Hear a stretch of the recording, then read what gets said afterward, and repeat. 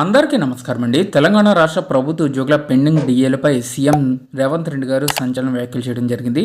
ఓపర్ షేర్వాణి అందర్ పరేషాని అని చెప్పేసి అన్నారు. సో ఈ వీడియోలో వీటి గురించి పూర్తి వివరాలు అయితే తెలుసుకుందామండి. ముందుగా తెలంగాణ రాష్ట్ర ప్రభుత్వ ఉద్యోగులకు సంబంధించి పెండింగ్లో ఉన్నటువంటి బకాయిలన్నీ కూడా జమ అవ్వాలని భావిస్తున్న ప్రతి ఒక్క ఉద్యోగి కూడా వీడియోను ఒక లైక్ చేసి మీ తోటి ఉద్యోగ మిత్రులకు వీడియోని అయితే షేర్ చేస్తారని మన ఛానల్ తరపున కోరుచున్నాం.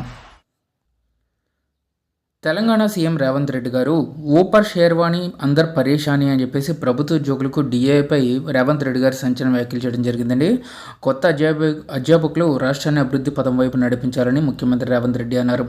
తెలంగాణ వచ్చాక నిరుద్యోగ సమస్య పరిష్కారం అవుతుందని యువత భావిస్తే గత పాలకులు నిరుద్యోగులను నియామక ప్రక్రియను నిర్లక్ష్యం చేశారని ధ్వజమెత్తారు. రాష్ట్రానికి ఆర్థిక క్యాన్సర్.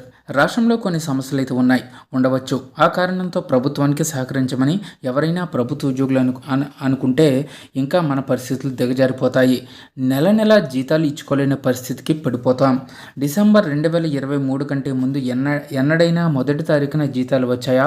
ఇదివరకే ప్రభుత్వ ఉద్యోగం చేస్తున్న వారిని అడగండి. మేము వచ్చాక మొదటి తేదీన నా ప్రభుత్వం ఉద్యోగులకు జీతభత్యాలు ఇచ్చేందుకు ప్రయత్నిస్తుందన్నారు. ఈ నెల చాలా ఇబ్బంది వస్తే ఆర్బీఐలో తల తాకట్టు పెట్టి మరీ ప్రత్యేకంగా 4,000 కోట్లు తెచ్చి మొదటి తారీఖున జీతాలు ఇచ్చారు. డిఏ అని ఉద్యోగులు అంటున్నారు. ఈ ప్రభుత్వం మీది, నేను కస్టోడియన్ మాత్రమే, నాకంటే ప్రత్యేకంగా కిరీటం లేదు. కొంతమంది మా స్ట్రెచర్ పెద్దదని మాట్లాడుతున్నారని ధ్వజమెత్తారు. ఉద్యోగులంతా నా ఆత్మ బంధువులు అన్నారు. మీకు జీతభత్యాలు ఇచ్చాక మిగతా కార్యక్రమాలకు వెచ్చిస్తున్నాను. గత ప్రభుత్వం భారీగా అప్పులు చేసిందని కేసీఆర్ కాంట్రాక్టర్లతో అగ్రిమెంట్లు చేసుకుని కమిషన్లు తీసుకుని వెళ్ళిపోయారు. వారి పేమెంట్లు నేను చేయాల్సి ఉందన్నారు. రాష్ట్ర ఆర్థిక పరిస్థితి ఉప్పర్ శర్వాణి అందర్ పరేషాని మాదిరిగా ఉందని, ఈ విషయాన్ని నేను చెప్తే రాష్ట్రం దివాలా తీసిందని చెప్తావా అని నన్ను అంటున్నారు. ఈ రాష్ట్రానికి కేసీఆర్ ఆర్థికంగా క్యాన్సర్ ఇచ్చిపోయారు. అలాంటప్పుడు ఇంకా బాగున్నామని ఎన్నాళ్ళు చెప్పుకోవాలని ప్రశ్నించారు.